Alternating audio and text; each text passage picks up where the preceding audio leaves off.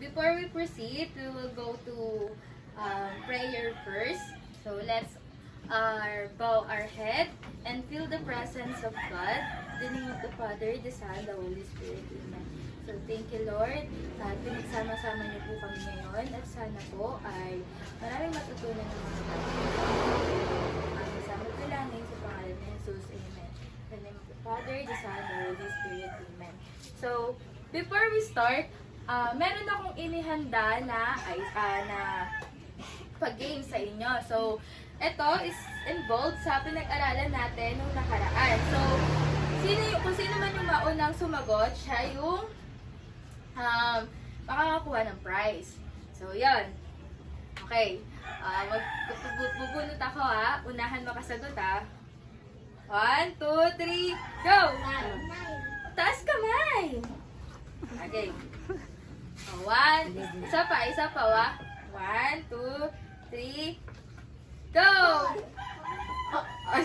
Sino? Si Shasha. May prize si Shasha. Isa pa. 1, 2, 3, 4. Wow. 6. Isa pa. 3. 1, 2, 3, 3.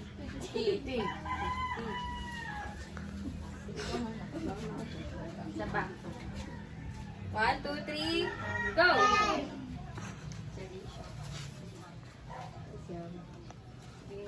1, 2, 3, go! Okay. Pampakat. Tatawagin ko yung mga name, no? At sasabihin nyo lang na present. So, Enrico Figuera,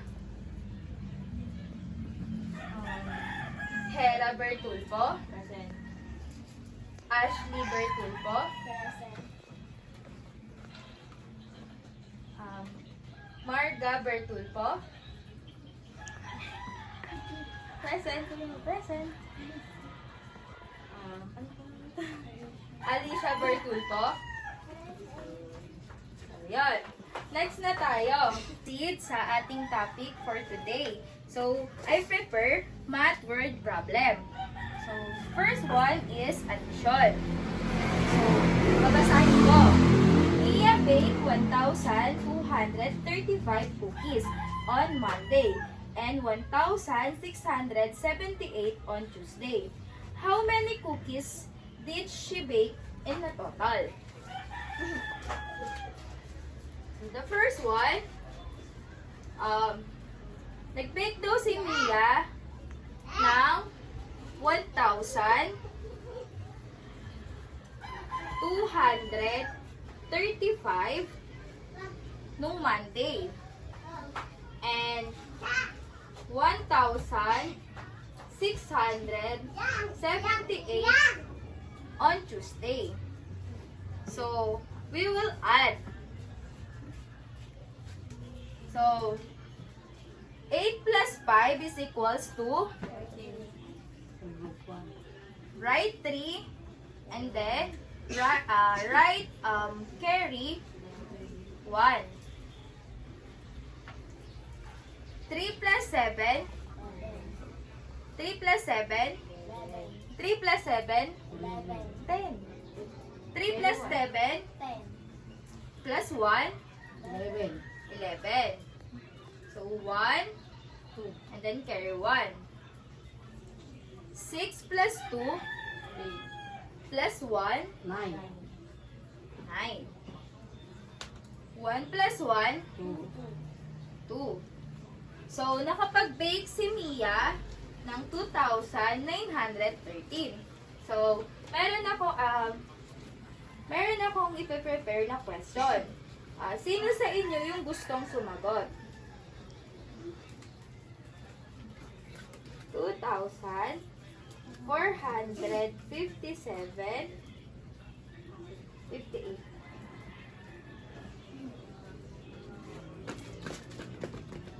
3,219.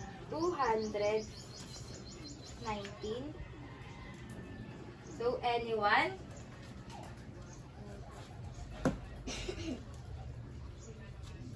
kamay. Oh, go. Sige, si Hera. 8 plus 9. 7. Carry 1. 5 plus 1. 6, Plus 1. 7, 4 plus 2. 6, And 2 plus 3. 5. Okay. So, mag-proceed naman tayo sa subtraction.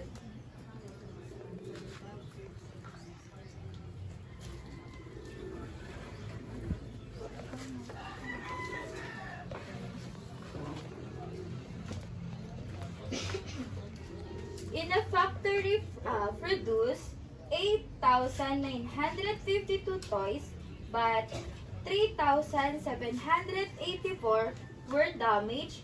How many toys are still good? So, isusubtract natin.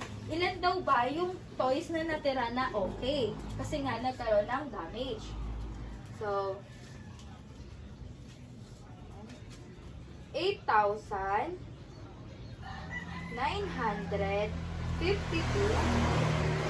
minus 3,784. So, mamaminus ba yung 2 sa 4? Hindi. So, magbabarrow tayo. Nagiging 12. 12 minus 4 is 8. Tama? Oh, minus ba yung 5 sa 8? Hindi. So, magbabarrow ulit tayo. Nagiging 14. 14 minus 8.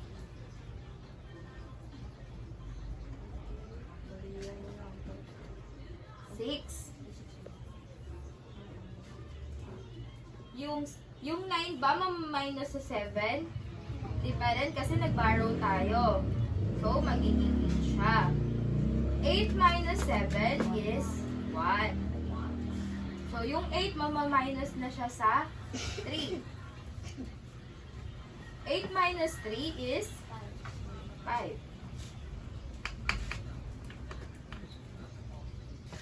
Okay. Gets nyo, guys? Mag-proceed naman tayo sa multiplication. A gardener planted 48 rows on flower with 26 flowers in each row. How many flowers are there in total? So, 48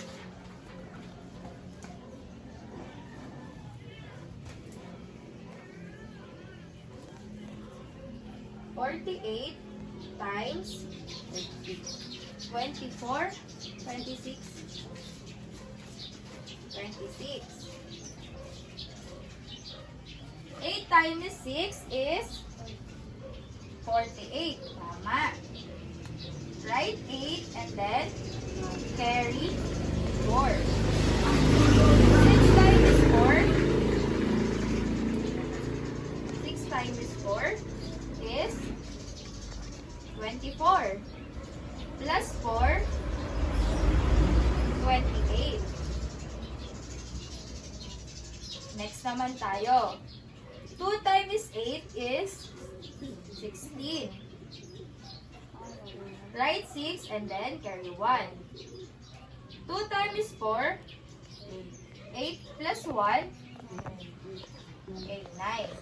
So, i-add na natin. Bring down 8. 8 plus 6, 14. Carry 1. 9 plus 2 plus 1, 12. Okay. Magbibigay pa ulit ako ng isa pang question.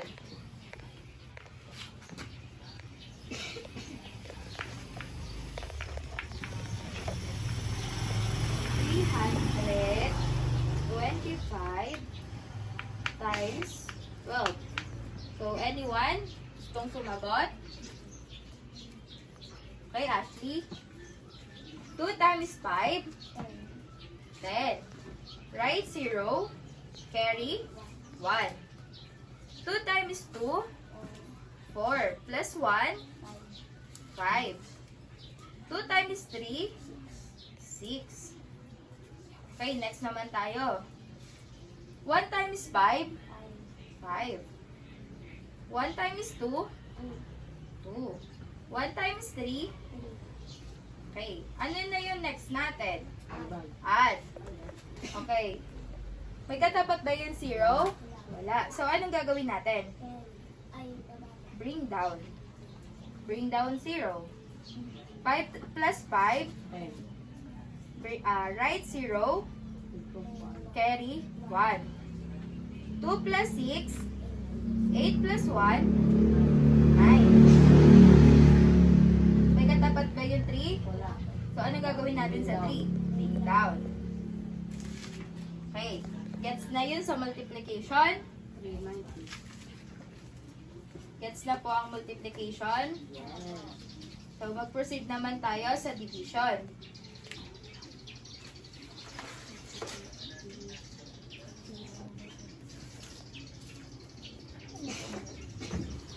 Okay. Sa division naman tayo. A baker has 2,940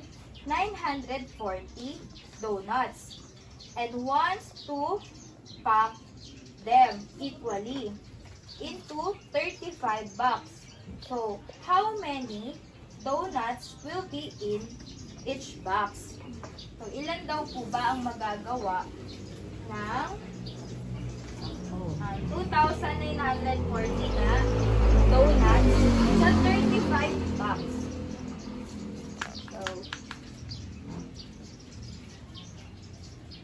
35, write natin yung 35, divided by 2,940.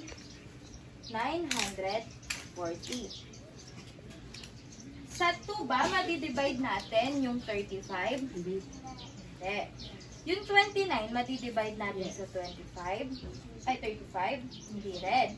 So, magiging 294.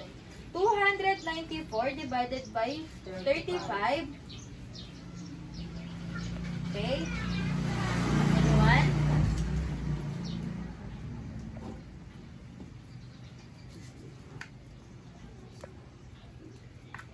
Is 8. Tama po. 8. 8 times 35. 200. 280. So, sa 280, anong gagawin natin? Ima-minus.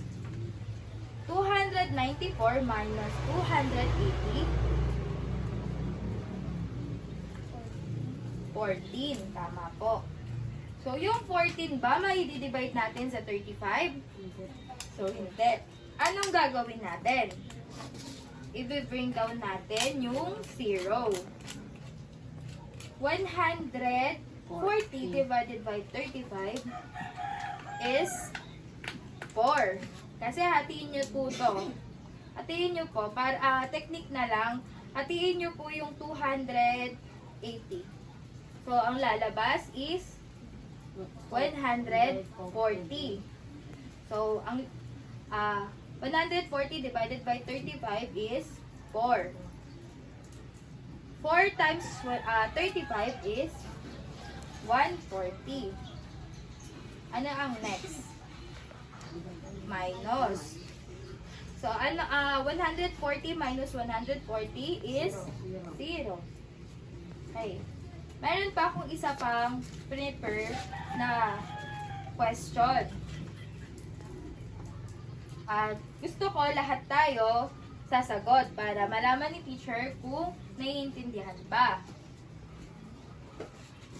24 divided by 4,320. So, sa 4 ba, madi-divide natin yung 24? po. Sa 43 po. Opo. So, 24 divided by 43 is 1. Tama. So, 1 times 24. 24. 43 minus 24. 19 po. 19. So, madidivide ba natin yung 19 sa 24? Hindi po, diba? Ano po ang gagawin natin? Bring down po natin yung 0. Ay, yung 2. So, bring down 2. 192 divided by 24 is 8. 8 times 24 is 100. 192. So, 0 na siya. Diba? Kasi hindi na siya maano. Ngayon, meron pa isang 0. I-rewrite na lang natin yung 0. Pag tinimes natin yung 0 sa 24 is 24. Ay, 0. So, 0. Gets po? Anyone? May tanong po tayo? Wala po. So, yun lang po ang ating topic for today. Sana po ay may natutunan po tayo. Mag-pray muna po tayo bago matapos ang ating klase. So, bow our head and feel the presence of God. In the name of the Father, the Son, the Holy Spirit. Amen. Thank you, Lord, sa araw po na to at sa bagong aral na natutunan po ng mga batang ito. Dahil lang pong aming samot dalangin sa pangalan ni Jesus. Amen. In the name of the Father, the Son, the Holy Spirit. Amen. Thank you, guys! Thank you very much.